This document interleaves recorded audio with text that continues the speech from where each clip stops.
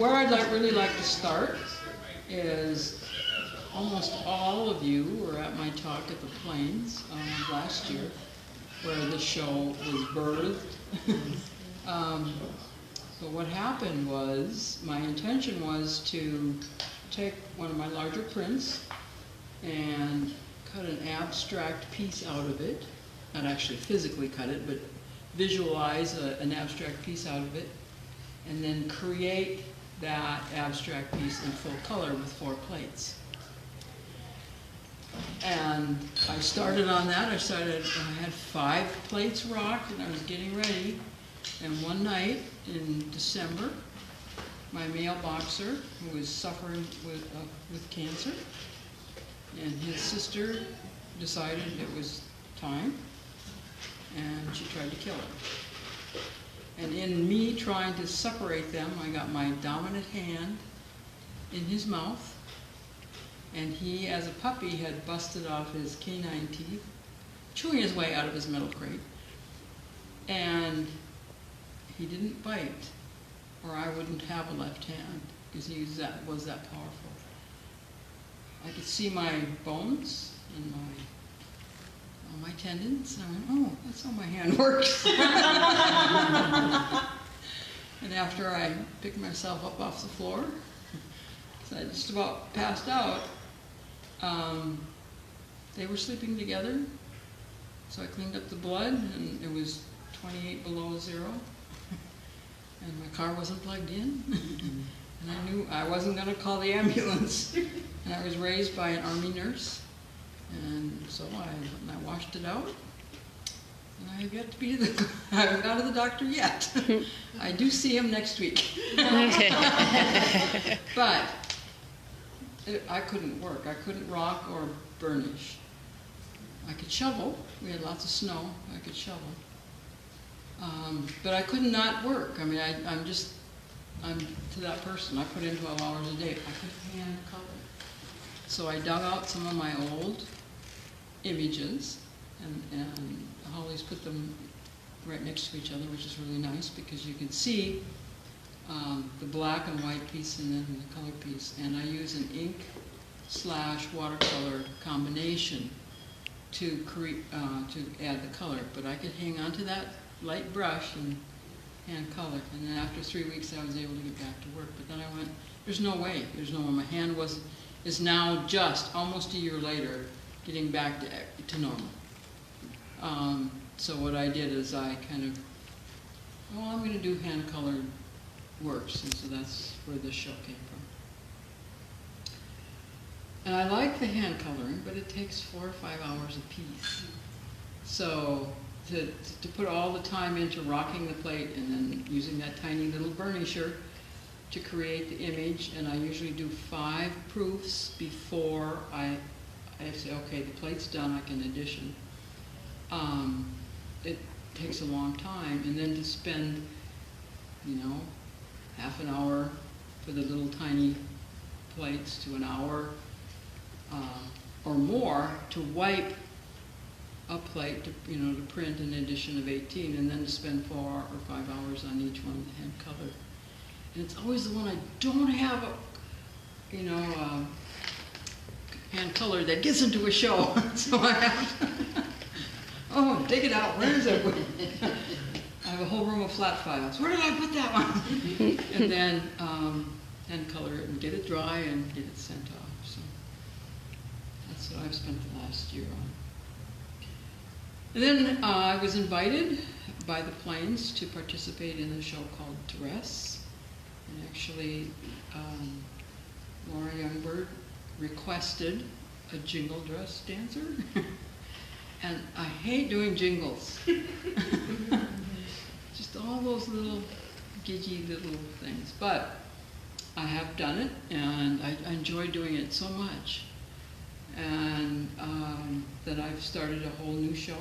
So in a year, I hope to have 20 pieces. I finished 5. I'm rocking my 6th. And what I'd like to do is, after I answer your questions that you're all going to ask, I want to show you some proofs. I have brought 5 proofs of a piece that I finished last month. So you can see how the image progresses through burnishing, proofing, burnishing, proofing, burnishing, proofing. And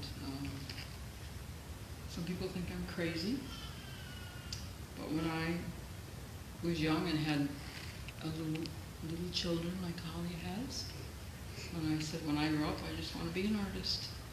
And I think I'm growing up, so. My kids are all adults. They take care of themselves, and that's all I do. Just make art, clean up blood, feed my dogs. And I print every morning. I get up at 2 o'clock, and I'm in the print studio by 3. I print for 4 hours. And then I have breakfast. My dogs are taken care of before I go into the print lab, and they nap while I print, and then I either burnish or rock or draw, whatever stage I'm in. And then about 4 o'clock I put it all away, and by 5 o'clock I go to bed. Sounds like an awesome day. It is a very awesome day. And Holly doesn't know this. Most of you know where I live. I live a half a block from my former office when I was chair of the art department. And I had big dogs to keep all those nasty students out of my But actually I have a fence around my yard so they can't get in. Although last year when I had a brand new fence, I had 3 football guys come over the back fence and break it the week after it was finished. Oh. Oh boy. They paid for it and told them they had to tell noon the next day. I wanted $500. Or I was going to go talk to the coach because I know the coach. I got the $500. I had it written to the man who built the fence, so he could fix it. But that's how I spend my days.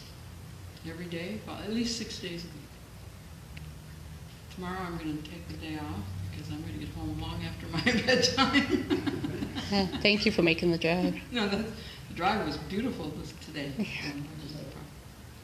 Okay, questions? How do you get the images on the plate? What I do is I do a drawing, the same size of the plate, and then I use carbon paper, and then I use it's a dental tool actually, but that I've kind of dulled, and use carbon paper, and then I just go over the drawing again. I'm dyslexic, so backwards is just fine, except when I'm trying to pack up my bag. So I am not a printmaker. So can you explain to me what is burnishing and rocking? How exactly does that work? Okay. Here's the rocker, although I use a larger rocker now. And basically what you need to do is you need to hold it at an angle, and you go over the plate, rocking, rocking, rocking, and I go up to about 24 different directions with the rocker. Now I don't use a hand rocker anymore. I have a pole rocker, which is a lot easier on joints. A lot of people end up with carpal tunnel when they do I imagine. I used to milk dairy goats, so I don't have that problem. But I know a lot of people who did do mesoprint quit because of the fact that the carpal tunnel is getting them. But I have a pole rocker, which just makes it a whole lot easier and a whole lot faster, and I can watch Netflix. So you rock with the tip of that? You rock. What you're doing is, if you were a farmer and you went out to your field with a teaspoon, picked up a little piece of dirt, put it right next to the hole, that's what you're doing. You're trying to create a little dibble with the trash next to it, all over the plate. And so what happens is when you ink it, ink goes into the hole, but it also collects in the trash, so it makes a fuzzy image. And the trash would be the burrs. Yeah, exactly. And then when you want to make an image, you take this little, you can use bigger ones, but I just use a little one. And you push down those burrs where you want white or gray. And I'll show you the proofs, because my first proof is always to check my composition. Because if I don't like something, it's a lot easier to fix it before I really dig into the plate and come up to the whites.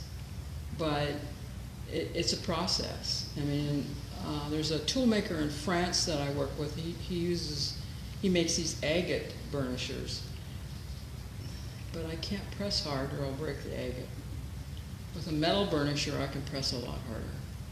And once I know that that's where I want white, then I'll really push, because you want, basically you're smoothing down, you want white smoothing down to the original surface of the plate, getting it smooth like the original surface of the plate.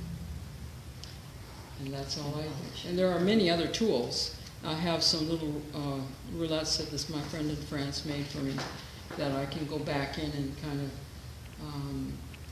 dirty up the white if I want to, add a little bit of texture where I've over burnished.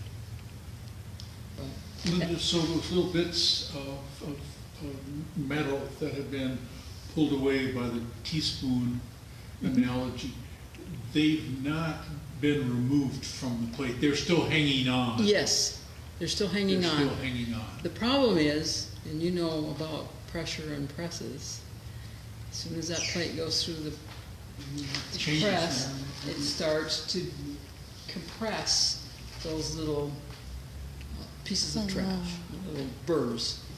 And that's why many mezzotints, you don't get a big edition. I try to print 18. I've printed as many as 54 from a plate. Wow. And I've gotten as few as 9 from a big plate that I rocked. It just went dead. You can still surface your plates, but I don't have time to send off a plate to be steel surfaced. I've never printed it once it got back. I mean, if I'm not, I've got to be into the plate, and if I don't edition it right away, I don't edition it. But yeah, and some of these plates break down by the time it get close to 18, or I can see where, and some of them don't. What are the plates made out of? Copper. Yeah. Expensive copper. Could you reuse the copper, Linda, if you decided to rack the whole plate again? It becomes very brittle. And I've talked to Don about it. In fact, I've got a bunch of copper to give to him. I have flipped the plate over and beveled the back and marked that, but then you end up with these really sharp edges. But I have done that. But to re-rock them, you just really don't want to do that. Don't put into that. No. So you have to be careful how many proofs you're running as well before you start. Exactly. Yeah. Yeah. And I've gotten pretty good, but there are times. It must have taken a while to get used to, too. Well, let's see. I started this in 2001, so almost 18 years. And I think it was in 2001 I wrote the grant to study mezzotin. What did you study? What was it? Where? Oh, I'm totally self-taught printmaker. Huh? I have a undergraduate degree in a focus of printmaking, but my professor, bless his heart, never came to class. Or very seldom. Very seldom came to class. And then when I went to grad school, he said, "You get to teach printmaking." I went, "Yay!" And I did. But once my daughter went through a program, I didn't get to learn anything. I mean, no one taught me anything. But there were 5 of us, and undergraduates, that went through, and we kind of just, we just experimented until it worked. And all 5 of us are still artists. So. When I was over at the Plains, they mentioned that what you do is actually very rare. It used to be very rare, but the book from Russia, 700 works mezzotints from all over the world. And I'm a board member of the International Mezzotint Society, which comes out of the United States. And we get new members, tons of new members every year. And because some of us teach workshops and others, it's just becoming so popular. And years and years ago when I started, I didn't know any other mezzotint artists. I was fortunate to pick up a book written by Carol Wax, who's kind of the professional of mezzotint, and she's probably younger than I am. But the book is fabulous. Now it's super expensive, but I used that and just trial and error. I mean, I did everything backwards to start with because I had no one to say, stop it, you're doing it wrong. They also mentioned Jim Burke, that what you do is somewhat similar to the technique that he used, is that right? He was a relief artist, Oh. so it's almost opposite, but yeah. Oh. Jim was my first printmaking teacher. I was in 6th grade. Wow. And between my 6th and 7th grade, the Rourke brothers had their first gallery, which was down on the river, and there were 3 of us in Jim's. He just got out of the service, and he taught 3 of us, and it was relief, wood block, and I like that. But I have to stay away from. And I like encaustic. I got to stay away from that too, because at my age, although I'd like to continue to work like this for at least another 15 years, I see myself not necessarily as limiting myself, but limiting my focus so that I can do what I want to do. But yeah, no, I owe a lot to Jim and to Orland. Orland was my 6th grade teacher, so that was the first time that I was extremely shy, and of course being dyslexic, and back then, I'm sure that term was coined, but they didn't use it in the school. So I was considered slow, and I still am slow. That's okay. Also, when I was there, they showed me this book, which I haven't seen before. Oh, yeah? And this was produced at the time that you had the exhibit at the Yep. Plains. So if any of you are interested in this, there are multiple copies available Yep. at the bookstore, the gift store over there. Yeah, I called yesterday to make sure that they still have. They ordered 250, Oh, wow. and I haven't signed all 200. Nice.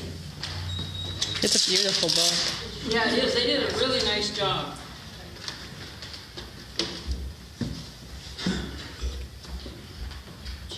Okay, the first time I proofed,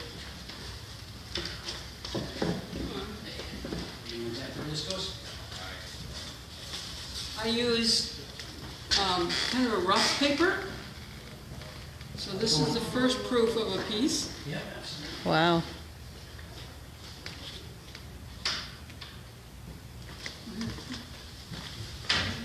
You can hand it around. Oh, it's proof. And then once I decide it's okay as far as, then I put it on, then I proof it next time after I burnish again, I put it on the good paper, which is a lot more expensive. What is the paper you're using? This is copper plate, Henry copper plate. That's BFK reeds.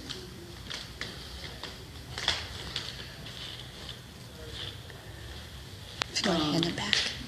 The problem with Hanamiel is the fact that it stretches a lot more than copper plate. Even though I calendar it, which means I soak it in paper, run it through the press underneath a larger sheet of, I use plexiglass, so that it takes some of the stretch, and then it just dries. It takes some of the stretch out of the paper. It still really stretches.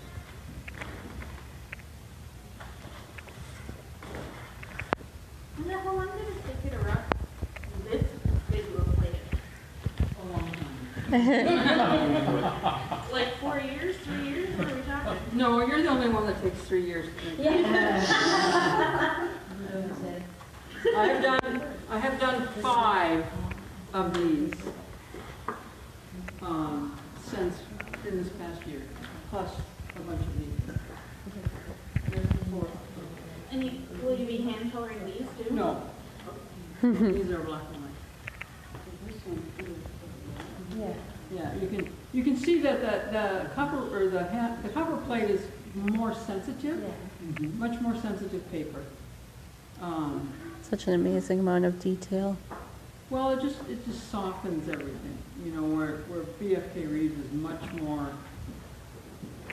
it's a much more inflexible. Okay. Oh, that, yeah. Okay, yeah, okay. Yeah. Yeah. Very, yeah, it makes a big difference. Right. The only problem is, yeah, even when it's completely burnished, it's still, then the softness really shows.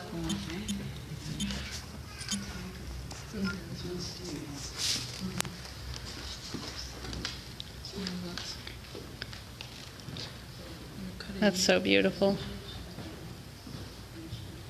This is my bear one. And if you go on Facebook, I just posted my eagle one. Your mom usually comments. Well, on Facebook more than I am. Here's a proof of my fancy shawl.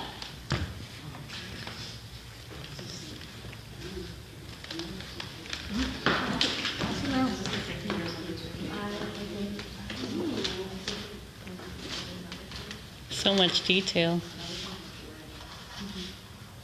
Linda, help me understand some more of this concept. When I think of the word proof, I think of the artist working their way toward an image that they like and say, aha, this is a keeper, this is what I want going forward. Exactly. But in this series of proofs that come through here,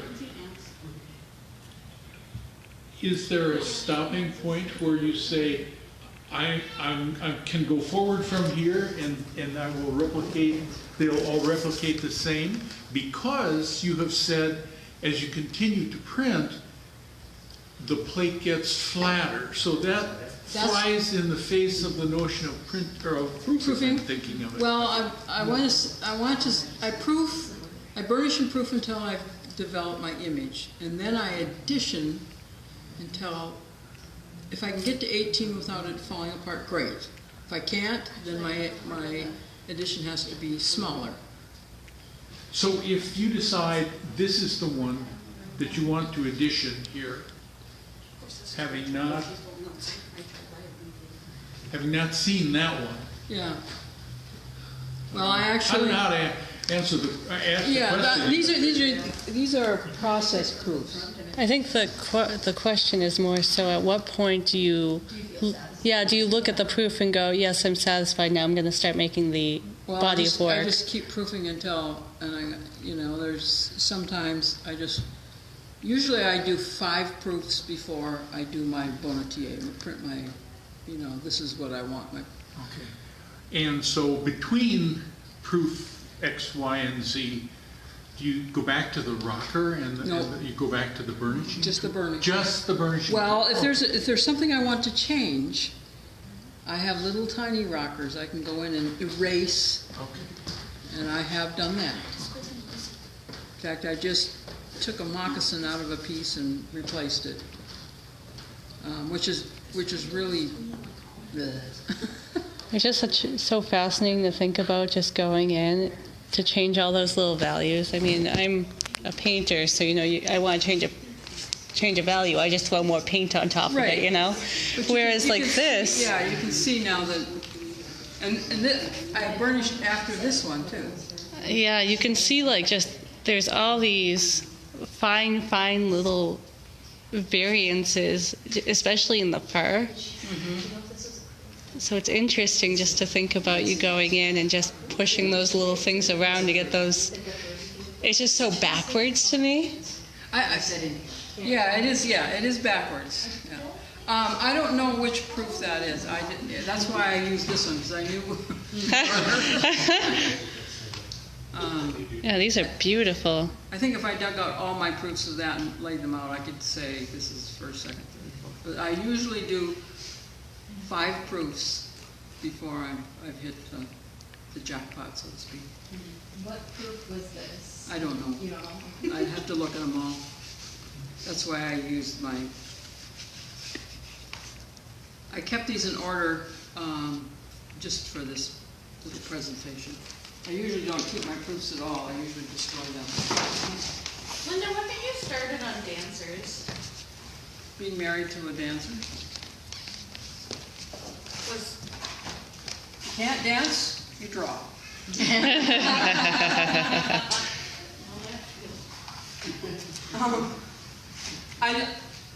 For me, the powwow is about movement and the beautiful regalia.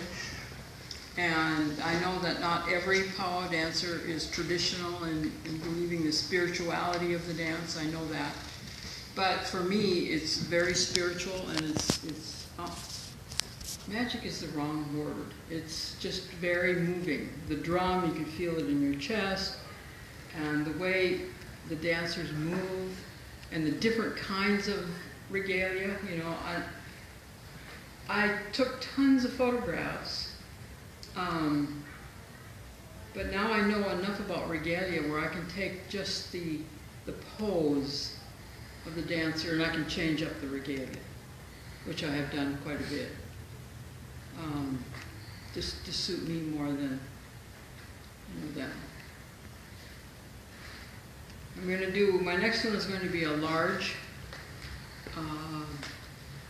traditional woman, and I'm going to do it from the front, but I'm going to put sandhill cranes in with her. Ooh, I like birds. I used to do a whole bunch of chickens because I like the feathers, but I'm trying to, like as a bear dancer, I'm trying to connect to an indigenous belief system, but not talk about spirituality, because that is not something to do.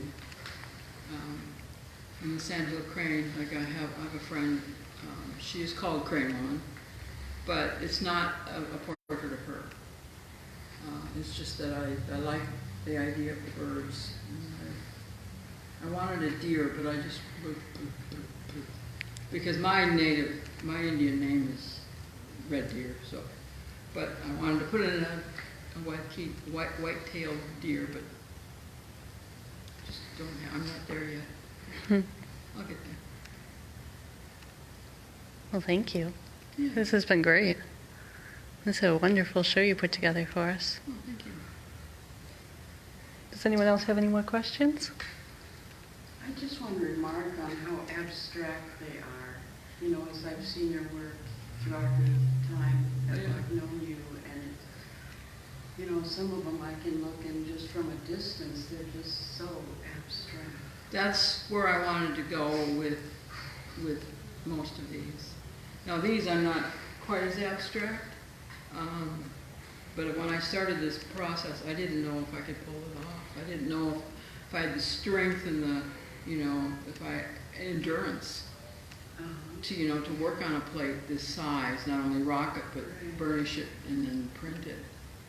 You know, some of these, and I'm wondering, you know, if my vision isn't quite what it used to be, but, you know, when the blacks, the really definite burnished black comes into the image, you know, then I really see those shapes within the image as being flat, and then it's really abstract for me. Yeah, well, the one piece I had at the Plains, which was terribly abstract, it was just fringe flying every which direction.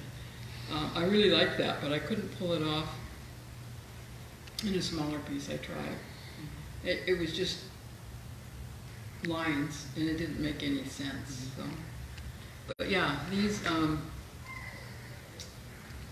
one over there, which is the red strawberry moon dancers, and then the red fancy shawl dancer, which is right around the corner. Those two are doing extremely well in more contemporary print shows. And I think it's because they are so abstract. You know, because the contemporary print world has changed so drastically. And when I look at the catalogs, I go, why do they pick my piece? You know, it's just way out in left field compared to, you know, what the younger printmakers are doing. Maybe it's just it's aesthetically appealing, yeah. Because it's abstract, I think. Well, it's abstract, but it's still, you can look and get something out of it. It's not so abstract that it's just shapes or lines. Yeah. Well, and I judged the show in the print and drawing show at Minot State show last year. And boy, that was an eye opener. Whoa. I mean, it was just really interesting.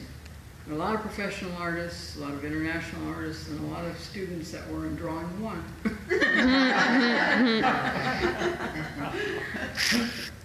The whole class sent in 5 drawings, all the same model.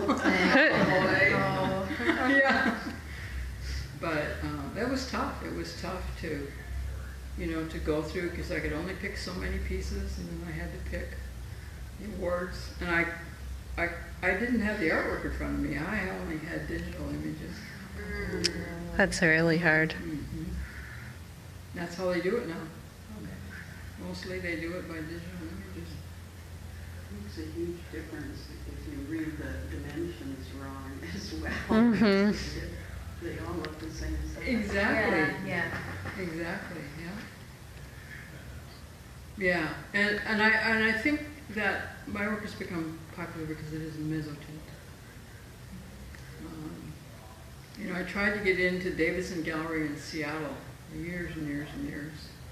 And then Amanda Metcalf, who was their print and drawing person, went to Russia to judge one of the judges in the Mezzotint Festival exhibition. And voila. They have about 7 of my pieces now. Wow. And it's because, she was able to see the work Yeah. face to face, and she understands mezzotint, and that helps a lot. And that's how I got my gallery in California too. She was a judge, a couple of years prior. The gallery director was. So at any one time, if you have, say, 16 works, will you just automatically send them off to the galleries when they're new? No. Basically, they choose from my website or from my Facebook page.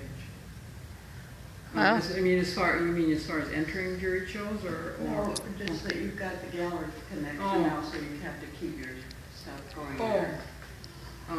My gallery in California buys wholesale, sells retail. Oh, that's nice. They're very nice. Oh, I was going to tell you my story. I was invited to be a part of a show in Northern Ireland, which is UK.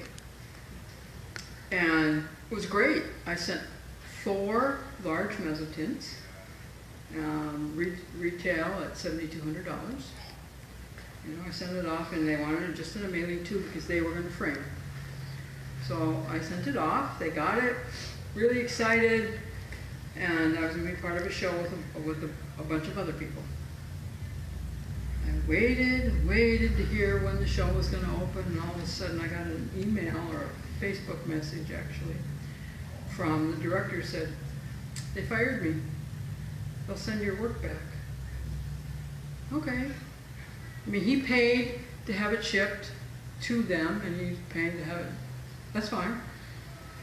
So this was in 2016 when I sent my work. In July, I get my mailing tube back. And when you send prints, there's a certain way you should pack it. You wrap it around the mailing tube, face out, with interwoven with glassine. How big is the tube? Well, you start, and then you end up wrapping bubble wrap around that tube and putting it in another tube. When I picked up the tube, I thought, man, this is really light, but oh well. And it was taped shut with this bright red tape, and I went, did this get opened? And this is from a gallery, a workshop gallery. and my address was it looked like it was handwritten with crayon. I bet it was open in, well, someplace. So I looked really carefully at the tape to see if I could see anything of, if it had been damaged or nothing. So I opened it up, pull off the top, it's empty. They sent me an empty mailing tube. Wow. So I got a hold of the former director and I said, who do I talk to? And he said, well, here's who you talk to. And I got a hold of her and I have been fighting since July. And I finally sent, and I said, well, I'm going to just send you an invoice. And the invoice will be the same as the insurance sheet that I sent when I sent the artwork, which is $7,200. What? $7,200, because there's 4 big mezzotins. Yeah. And she said, oh no, don't send me an invoice, don't send me an invoice. But what happened is, I said to this gallery director, I said, would you rather I work with the president of your board? And she sent me directly to the president of the board. And I said, these 4 pieces are outdated now. I cannot enter them in any juried shows. I mean, you have kept them. They've supposedly been looking in flat files for 4 months now. How many flat files do they have? Obviously, somebody took them. And because I found out that red tape came right from them. That's how they tape up things, with this bright red tape. That's how they know that it's done. So I said,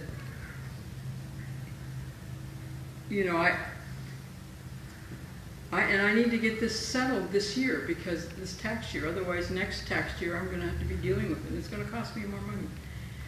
And I get this nasty letter back from the president of the board. Sorry, you're out of luck. And I went, oh yeah? And I responded to her, and I got another email from her this morning. She said, okay, I'll take this to the board. I said, look, I don't expect you to give me $7,200. That was the retail price. But I think I should be compensated, to some degree. Yeah. And you can apologize all you want, but in fact, one of the prints that I sent, I only have 1 print left. Now, I'm keeping that one, but if somebody wanted to purchase it, I'm out of luck. So I don't know what's going to happen. I just, when I looked at the empty tube, I started to laugh. Oh, boy. Yeah, that's what I said. So I photographed everything. So it's your thinking that one time the inner tube was in the tube but was taken out after it was originally packaged? Well, the way you're supposed to. Assuming they used a tube inside of a tube. Right. I just think they disregarded that tube. Now, I sent a tube to Poland, nice tube, yeah, and I got back my print wrapped in corrugated cardboard. Oh, no. But it was fine, So Lucky. a lot of galleries, they don't photograph, Yeah. they unwrap. And I understand that. I don't expect, but boy, High Point in Minneapolis, they are so good. They're so professional. They're the most professional printmaking workshop gallery I've ever worked with. I got last year, a couple of years ago, I was in a show in New York, in Rochester, and I got 1 piece in, like the piece right behind Taryn there. It wasn't that print, but one out of that edition. And I got an email from the gallery director that said, oh, somebody wants to buy your print. We'll have him work directly with you. I said, okay. What's his name? Oh, I don't know, but he already picked up the print. No. Seriously? Oh, dear. Oh, boy. I got to know these people so well, they came to North Dakota to meet me. Oh. She is a print appraiser. And he's a collector, and they bought more than that print from me. Walter's going. But, you know, it was that kind of Yeah. start. And it's gone. Ah, But, jeez. any other questions? Well, thank you very much. You're welcome. Just a comment, she turned off